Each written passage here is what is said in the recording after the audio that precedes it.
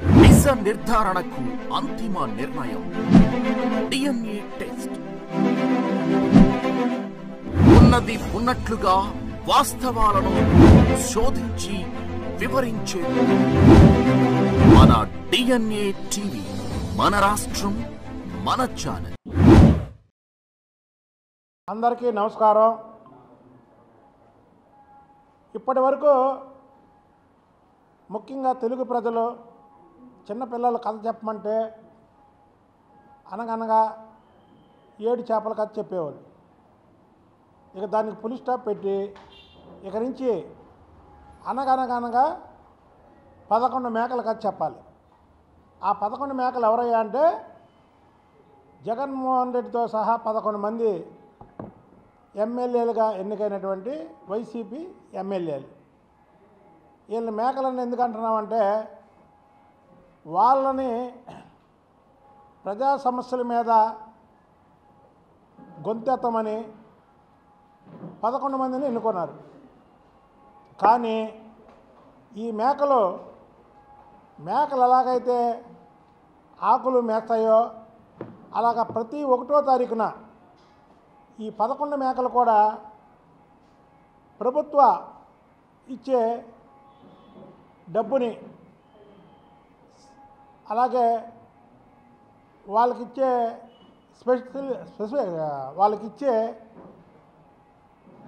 ఇంటి అద్దె అవనివ్వండి, కారు ఎలివెన్స్లు అవనివ్వండి, ఎలివెన్స్లు మొత్తం కూడా ప్రతి నెల 1,75,000 రూపాయలు వాళ్ళ అకౌంట్లో పడితే ఈ మేకలు ఆ 1,75,000 తింటూ ప్రజల గురించి ఒక్కరోజు కూడా అసెంబ్లీలో మాట్లాడినటువంటి విధానం లేదు. అందుకే ఇక నుంచి చెప్తారు వైసీపీలో 11 మేకలు ఉన్నాయి. ఆ మేకలోకి పని పాట లేకపోయినా సరే ప్రతి నెల ప్రజాధనాన్ని 1,75,000 మేస్తున్నాయి అని కథ చెప్పాల్సినటువంటి పరిస్థితి. ఇందులో పెద్ద మేక ఉంది, తల్లి మేక. ఆ మేక ఎక్కడ ఉంటుందంటే బెంగళూరు ప్యాలెస్లో ఉంటుంది. ఇక్కడ ఆయనకి ఇప్పుడు వరకు 5 ఏళ్ళు ఈ రాష్ట్రంలో ఆయనకి ముఖ్యమంత్రిగా పనిచేశాడు. ఎప్పుడైతే ప్రజలు అతన్ని చీకొట్టి తరిమి కొట్టారో ఆ దెబ్బతో ఈయన బెంగళూరు ప్యాలెస్కి అంకితం అయిపోయాడు. అసలు అసెంబ్లీకి వెళ్ళనటువంటి ఈ 11 మేకలుగా చెబుతున్నటువంటి ఎమ్మెల్యేలు రాజీనామా ఎందుకు చేయరు? మీరు చెప్పండి, రాజీనామా ఎందుకు చేయరు? చంద్రబాబు నాయుడు గారు అసెంబ్లీకి నేను ముఖ్యమంత్రిగానే వస్తానని శపథం చేశాడంటే ఆ రోజు ఒక రీజన్ ఉంది దానికి. ఆ రోజు ఒక రీజన్ భువనేశ్వరి గారిని నానా మాటలు అనడమే కాకుండా అసెంబ్లీలో ఆయన్ని అవమానించి మాటలకి ఆయన తట్టుకోలేక ఆయన చెప్పినటువంటి విధానం, నేను ముఖ్యమంత్రిగానే మళ్ళీ ప్రజలు నన్ను ఆశీర్వదించి మీరు చేసింది తప్పు, నాది కరెక్ట్ అయితే ప్రజలు నన్ను ముఖ్యమంత్రిగా ఎన్నుకుంటారు, ముఖ్యమంత్రిగా నేను వస్తానని చెప్పాడు ఆయన. అని ఆయన బాయ్కాట్ చేశాడు. కానీ మిగతా తెలుగుదేశం పార్టీ ఎమ్మెల్యేలు ఎవరు బాయ్కాట్ చేయరా? ఆ రోజు మిగతా ఎమ్మెల్యేలు కూడా చంద్రబాబు నాయుడు గారితో మేము కూడా బాయ్కాట్ చేస్తామండి, మిమ్మల్ని అవమానపరిచారు కాబట్టి అంటే చంద్రబాబు నాయుడు గారు ఎమ్మెల్యేలకి మీటింగ్లో కానీ ఒకటే మాట చెప్పాడు, ఏమనంటే వాళ్ళు నన్ను అవమానపరిచింది కాబట్టి నేను రాను, కానీ మిమ్మల్ని ప్రజలు ఎన్నుకున్నారు, నన్ను ఎన్నుకున్నారు, నన్ను అవమానపరిచారు కాబట్టి నేను రాను ఆ సభకి, మీరు వెళ్ళండి అని చంద్రబాబు నాయుడు గారు అసెంబ్లీ జరిగిన రోజులు కూడా వాళ్ళని ప్రజా సమస్యల మీద ఎలా గలమెత్తాలి, ఏ సమస్య మీద పోరాడాలి, ఏ సమస్య మీద మాట్లాడాలి అని చెప్పి ఆయన ప్రతి ఒక్కరిని అసెంబ్లీకి హాజరయ్యేలా పంపించేవాళ్ళు. ఇవాళ జగన్మోహన్ రెడ్డి సాకేంటి? జగన్మోహన్ రెడ్డిని ఏమైనా అన్నారా? జగన్మోహన్ రెడ్డి తల్లిగారిని ఏమైనా అన్నారా? జగన్మోహన్ రెడ్డి భార్య గారిని ఏమైనా అన్నారా? ఎవరిని ఏమి అనలా. ఏమన్నారు? ప్రజలు నీకు ప్రతిపక్ష హోదా ఇవ్వలా. అరే ప్రజలు నాకు ప్రతిపక్ష హోదా ఇవ్వలేదని ఏదో చెరువు మీద అలిగినట్టు ఉంది. ఇప్పుడు చెరువు మీద అలిగితే ఏమైతే అలాగే ఇవాళ జగన్మోహన్ రెడ్డిది ఎలాగుందంటే నువ్వు చేసే పని నిన్ను పులివెందల ప్రజలు నిన్ను ఎన్నుకుంటే నువ్వు నాకు ప్రతిపక్ష హోదా ఇవ్వలేదని ఎవరిని అడుగుతావు? 175 సీట్లు ఉన్నాయి, 18 సీట్లు నీకు ప్రజలు ఇస్తే నీ ప్రతిపక్ష హోదా వచ్చేది. దాని మీద కూటమి ప్రభుత్వం మీద అలిగి ఆఖరికి మీ 11 మందిని గెలిపించినటువంటి ఆ నియోజకవర్గ సమస్యలైనా సరే మీరు అసెంబ్లీలో లేవనెత్తినప్పుడు మీకెందుకు ఆ పదవులు? ఆ పదవులకి వెంటనే రాజీనామా చేయాలి. లేని పక్షంలో నేను చెప్పినట్టు మీరు 1,75,000 ప్రజాధనాన్ని మీరు తీసుకోకూడదు. చెప్పండి. కూటమి ప్రభుత్వం వచ్చిన తర్వాత జగన్మోహన్ రెడ్డి గారికి అసెంబ్లీలో అవమానపరిచారు, వాళ్ళ కుటుంబ సభ్యుల్ని కించపరిచారు, లేదా ఆయన్ని వ్యక్తిగతంగా దోషణలు ఆడారు. కాబట్టి మీరు అసెంబ్లీకే రాలేదే. అసెంబ్లీకే రాకుండా మీరు ఎమ్మెల్యేలు అంటే ఎలాగా? కాబట్టి మీరు ఎమ్మెల్యేలుగా ఉండే అర్హత లేదు. క్రీస్తు ఒకప్పుడు చాణక్య నీతి అంటారు, చాణక్య శబ్దం చేశాడు. ఆ శబ్దాన్ని నెరవేర్చుకున్నాడు. కొంతమంది తెలుసు, కొంతమంది తెలియదు. కానీ ఇప్పుడున్న ప్రజలకు చంద్రబాబు నాయుడు శబ్దం తెలుసు.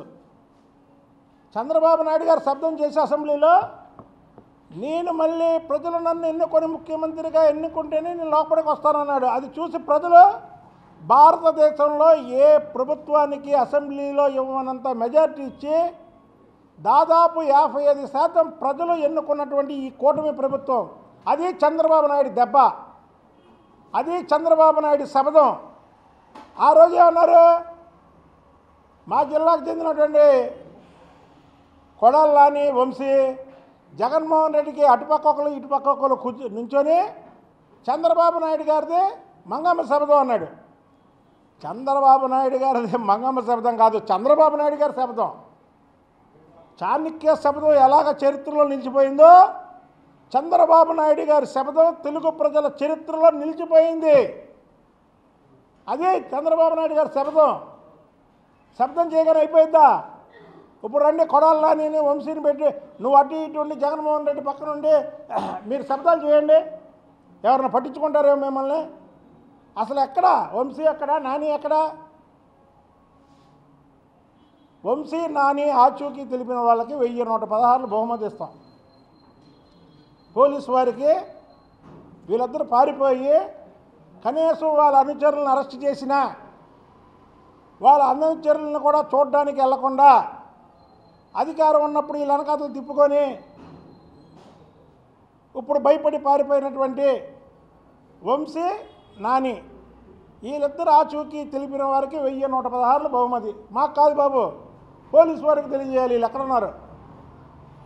ఎందుకంటే ఇంకా పోలీసు వారు ప్రకటించలా వాళ్ళ తలలకి రేటు. మేము ప్రకటించాం 1116, అంతకంటే ఎక్కువ కూడా వేస్ట్ వాళ్ళకి.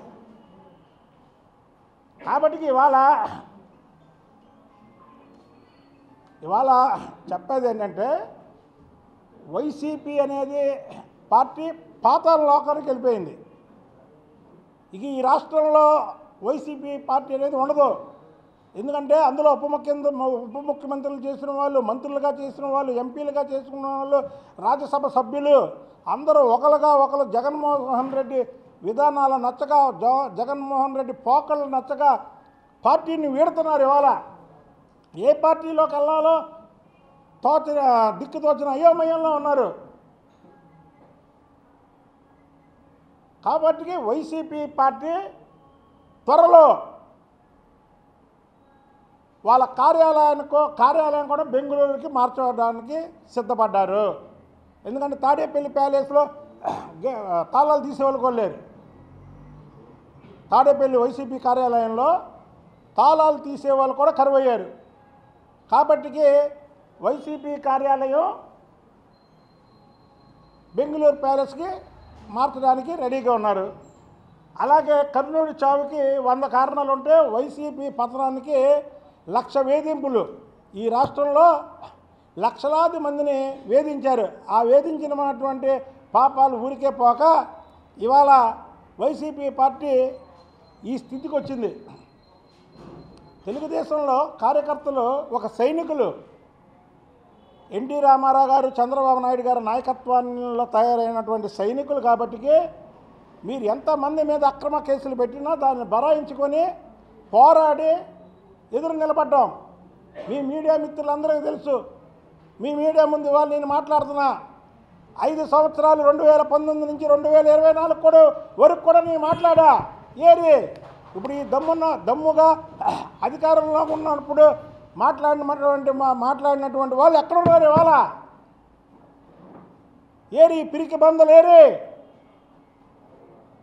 మాకు అధికారం ఉన్నా ఒకటే, లేకపోయినా ఒకటే. మేము ఎప్పుడు ప్రజల పక్షాన పోరాడతాం.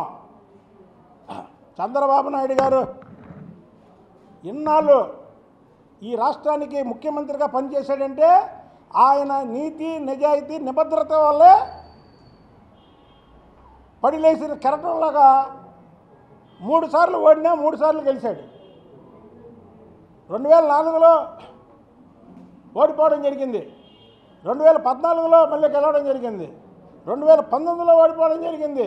2024లో గెలవడం జరిగింది. అది చంద్రబాబు నాయుడు స్టామినా. ఏది జగన్మోహన్ రెడ్డి ఒక్క ఓటు మీద అసలు ఏమైపోయింది? అసలు ఆ పార్టీ ఏమైపోయింది? ఆ పార్టీలో తొడలు కొట్టిన వాళ్ళు ఏమైపోయారు? ఆ పార్టీలో మేసాలు తిప్పిన వాళ్ళు ఏమైపోయారు? ఆ పార్టీలో గడ్డాలు పెంచుకొని దాదాలాగా మాట్లాడిన వాళ్ళు ఏమైపోయారు? మా పార్టీలోంచి ఆ పార్టీలోకి వెళ్ళి చంద్రబాబు నాయుడు గారి కుటుంబం మీద వ్యక్తిగత విమర్శలు చేసినటువంటి వాళ్ళు ఏమైపోయారు? ఇవాళ కూడా మేము జగన్మోహన్ రెడ్డిని కుటుంబాన్ని పన్నెత్తి మాట అనవే, ఎవరు అనకూడదు కూడా అని చెప్తాను నేను. ఇదే జగన్మోహన్ రెడ్డి మొన్న ఒక పెళ్ళిలో అనంతపురం చెందినటువంటి ఒక ఎమ్మెల్యే కలిశాడు. ఏది వైసీపీ ఎమ్మెల్యే. ఆయన ఎవరో నాకు తెలియదు. ఎవరో మధ్యలో అతను అలా అంటారా, ఎవరంటే పలానా అన్నారు. వైసీపీ ఎమ్మెల్యే పలానా నియోజకవర్గం అంటే ఓడిపోయాడు. ఓకే అన్న. బాబు మేము ఓడిపోయింది మీ జిల్లా వాళ్ళ వల్ల నమస్కారం చేశాడు. ఏంటయ్యా అన్న? ఎప్పుడైతే వల్లభనేని వంశీ ఎన్టీ రామారావు గారి కుమార్తెని మాట అన్నాడో ఆ రోజే మా పార్టీ పతనం అయిపోయిందన్న. ఏ రోజైతే కొడాలి నాని విర్రవీగాడో చంద్రబాబు గారి మీద ఆ రోజే మా పార్టీ నాశనం అయిపోయింది అన్నారు. అది ఆఖరికి నీ మనుషులకు తెలిసిన ఇది జగన్మోహన్ రెడ్డికి తెలియలే. జగన్మోహన్ రెడ్డి ఆ రోజే వాళ్ళ మీద యాక్షన్ తీసుకొని ఉంటే జగన్మోహన్ రెడ్డికి ఇవాళ ఈ గతి పట్టేది కాదు. ఇంకో 7 సీట్లు వచ్చి ప్రతిపక్షంలో కూర్చుండేవాడేమో వాళ్ళిద్దరి మీద యాక్షన్ తీసుకుంటే. నువ్వు ప్రతిపక్షం లేదు అని గొడవ ఎందుకు?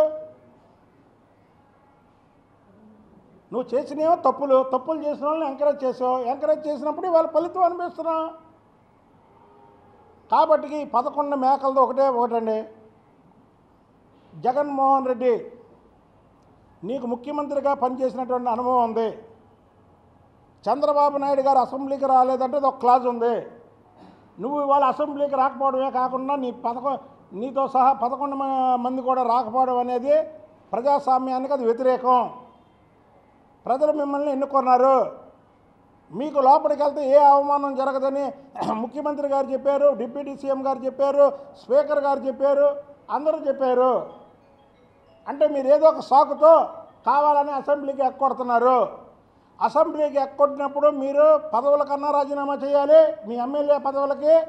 లేదా ప్రజాధనం మీకొచ్చే నెల ప్రజాధనాన్ని 1,75,000ని మీరు డ్రా చేయకుండా అది ప్రభుత్వ ఖజానాలోకి వెళ్ళిపోయేలాగా మీరు లేఖ ఇవ్వాల్సిందిగా మిమ్మల్ని కోరుతున్నా.